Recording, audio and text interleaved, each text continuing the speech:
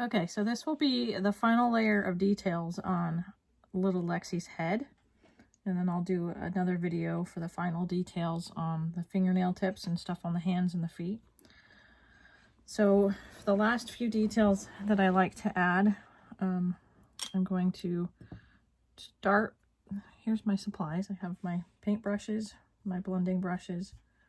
I have a new sponge, and this is an actual sea sponge that is got the nice little holes that are random. I only use this for final details, for the final blushing. And then my paint.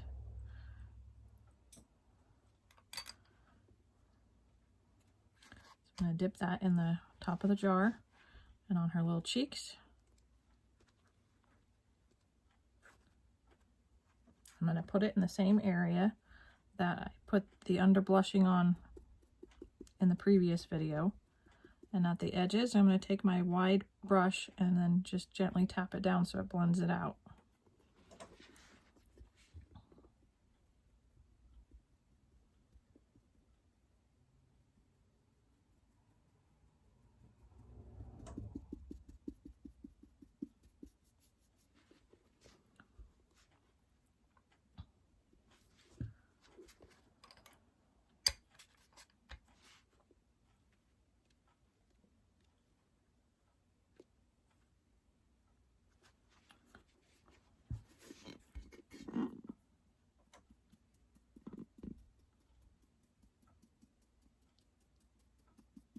I want some of those little holes in the middle to stay so that they retain the little model-y look.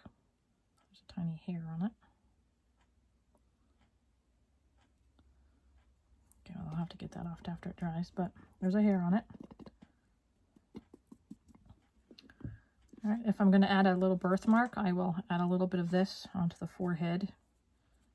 And I don't like really bright ones, so I'm going to shrink this down or like dull it out so it's not so bright that it makes you look twice like it's been beaten or bludgeoned.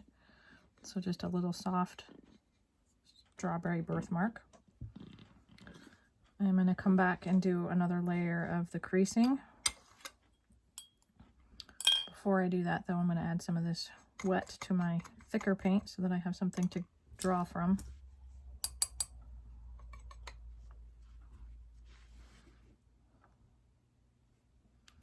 These eyes aren't very detailed, like the crease is very shallow, and it's, I don't want to speak ill of a kit, but it's annoying to me because there's not enough detail in the eyes for my OCD.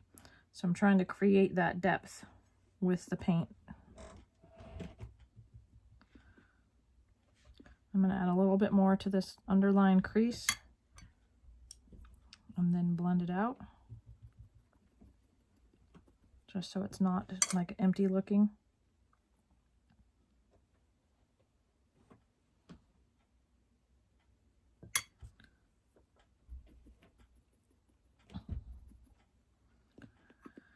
And then I'm going to take a little bit of the wetter paint and then put a little stripe above the nose. This was going on top of the purple, on top of the blue. And I have a little bit of paint that managed to make it in there that I don't want to be a giant spot there, so I got to get that off. It's like it didn't dissolve in my paint can. Okay, so that little ridge of pink, I'm going to blend it out so it's not just a huge stripe, just so it gives more depth on that nasal bridge. I'm going to come back and do another layer on the flanges.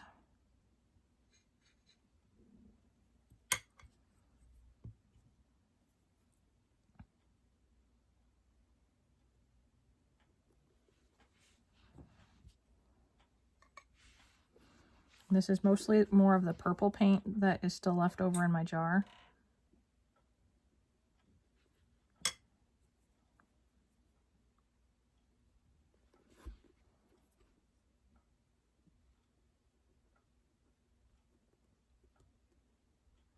Some people are afraid to add too much color, but you don't really have to be afraid. If you don't like it, then you can just strip it and start it over.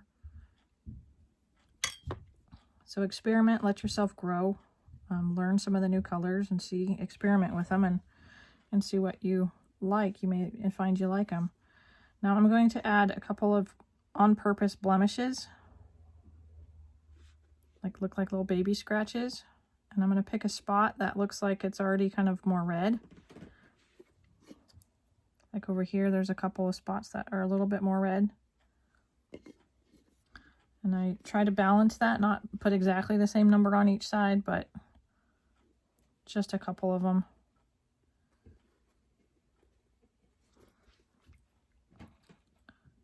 All right, with a little bit of paint on my paintbrush, I'm going to come back to the eyelids. And I'm going to add very fine, itty bitty microscopic veins to the eyelid. And they're going to kind of connect to the blue that I've added on the very first layer. And I want a cleanish brush to touch these with so it's not blending it down.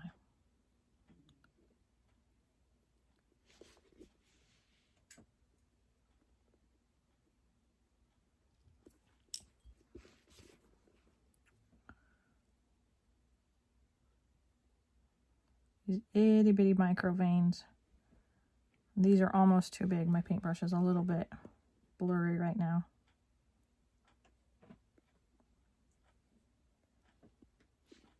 I'm going to come over the top of these blue veins that are on her forehead. I'm going to go right over the top of them and then touch them so that the blue and the red can work together to become kind of a purple color. And then gently touch these ones so that they aren't so sharp and stripy on her eyes. I'm going to come over to the temples and add a couple of these little micro veins.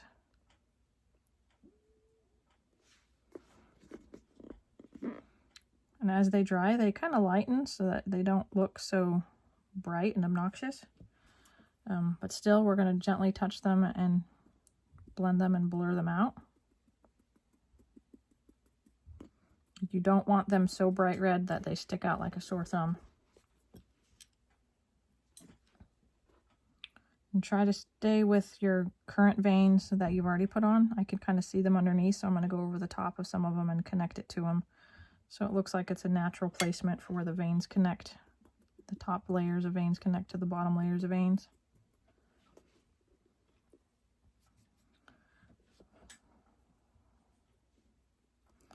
I also like to give babies a little birthmark, kind of up on their hairline.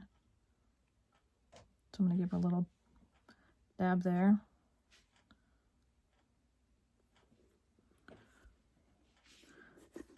And then you can't really see this very well, but what I also like to do is right at the crown of the head, where the baby in real life would be sitting on the cervix, getting ready to dilate. There's typically a little bit of a hickey type of a mark there. I like to add that underneath the hairline. I'm assuming most kids had it because all 5 of mine came with one. And this spot I make a little bit darker because I want it to stick out underneath the hairline. And I kind of make it like a square star type of a shape. My kids also had a bit of a little birthmark streak kind of going up their neck.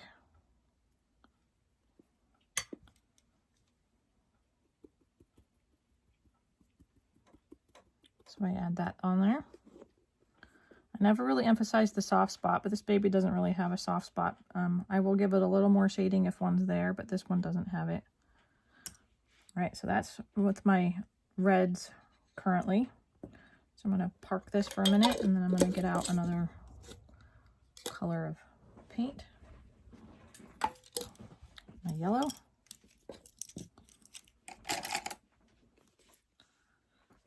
Okay, stay put. Stop moving. Stay.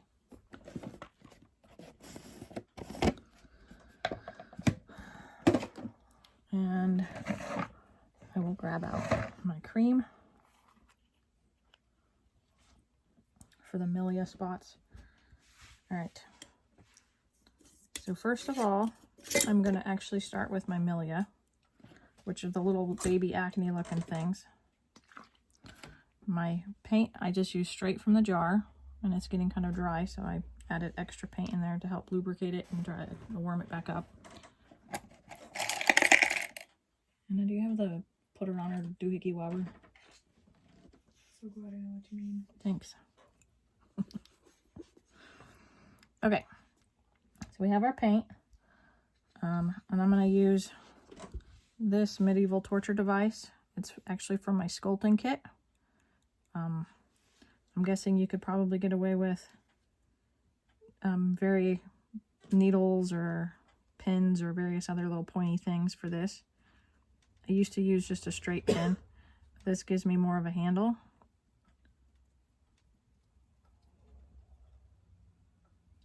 Just trying to get some lubrication back into my paint so it's not so dry.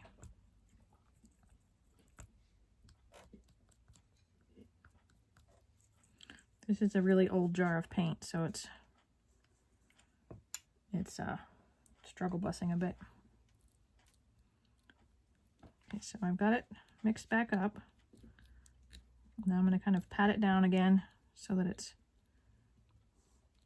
not just giant chunks of cottage cheese.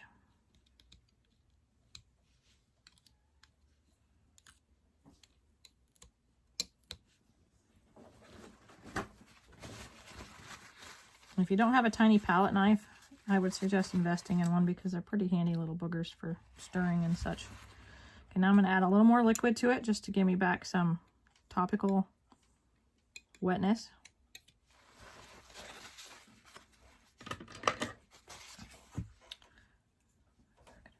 And clean off your stirring sticks before you use them, otherwise you'll end up with a big blubbery mess.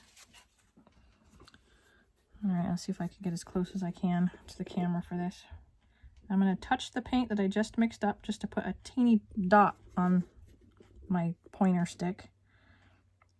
I'm going to very carefully dot with Milia spots on this nose in an even fashion.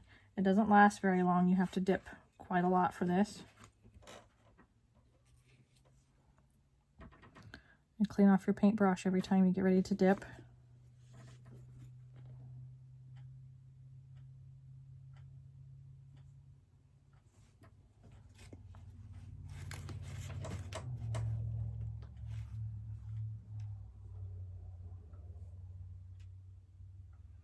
You don't want these spots to be big at all. I'm trying to make them very, very tiny. If you have to, use your reading glasses or something to get a better eye on how close they are. See, that one was almost too big.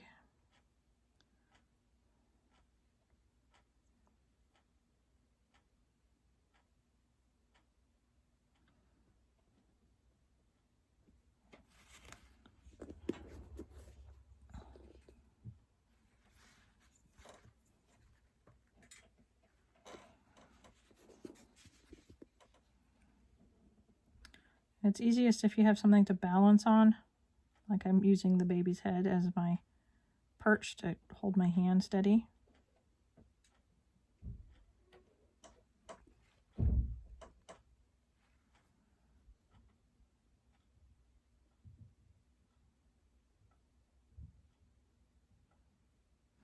And on this little spot, I'm actually going to give it a darker spot of white to make it look like an actual little zit.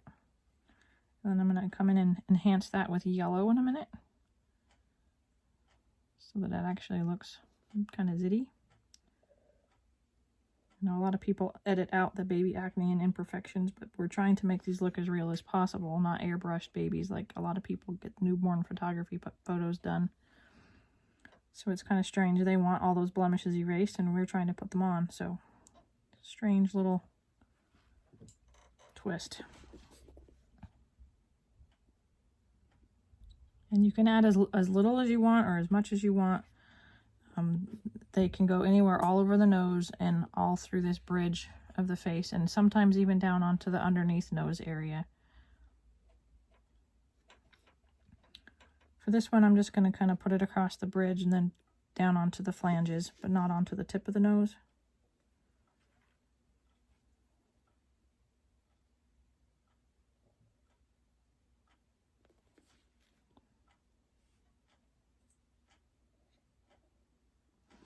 Those look a little bit bright right now, so they're going to get dulled down a little bit after they dry a little bit. But if I try to dull them down now, they're going to smear all over the place and make a big mess.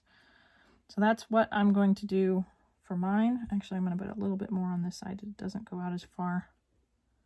Just a couple more over here, so that they're kind of matched on both sides. All right, so that's it for mine for this step. I'm going to give it a few seconds and put my paint away. And then I'm going to pull out my yellow.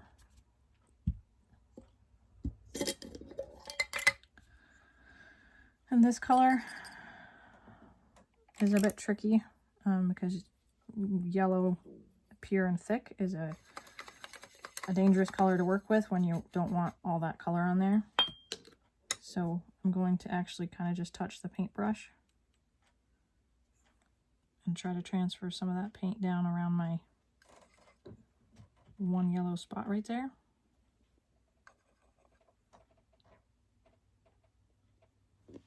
Until it's kind of covered with a yellow ring around it.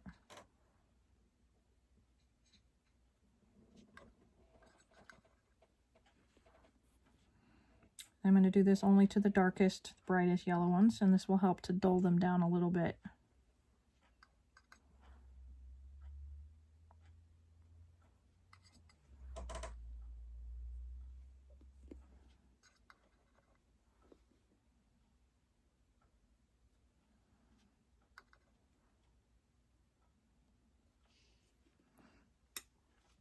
Okay, so another thing we can do is also just very carefully touch the top of the nose with my little spaced out brush, and that will add a little bit of them.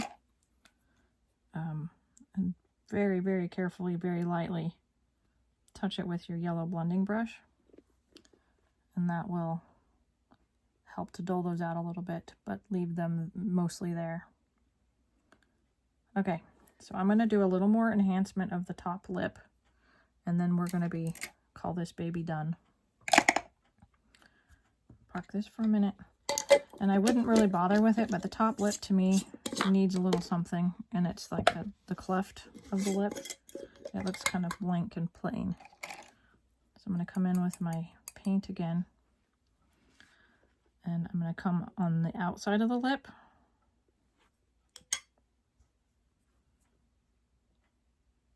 And blend the pink kind of up onto her, under the nose area. Give a little more color straight into the little cleft thing.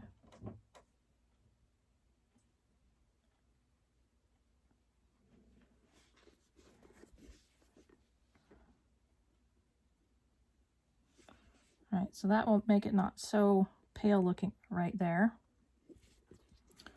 I'm also going to come and give us a little bit of color right in the top crease of her chin, just because it also looks a little bit pale.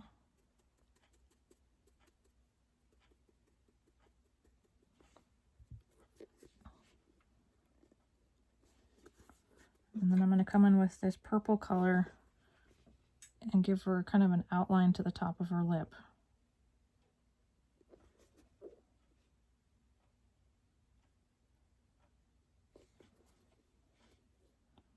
It's not very thick paint, so it's not like I need to blend it too much. I just want to enhance it so it's not quite so fuzzy.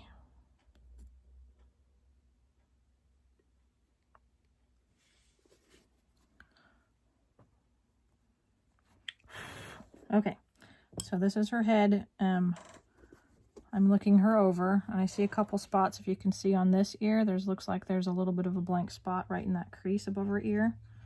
So we're going to make sure we catch that so it doesn't look like it's naked and bald. Where's my blending brush for that? Let's see.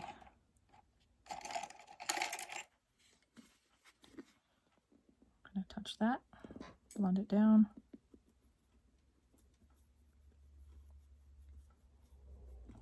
This side is the same way. It kind of looks kind of naked and bald back there.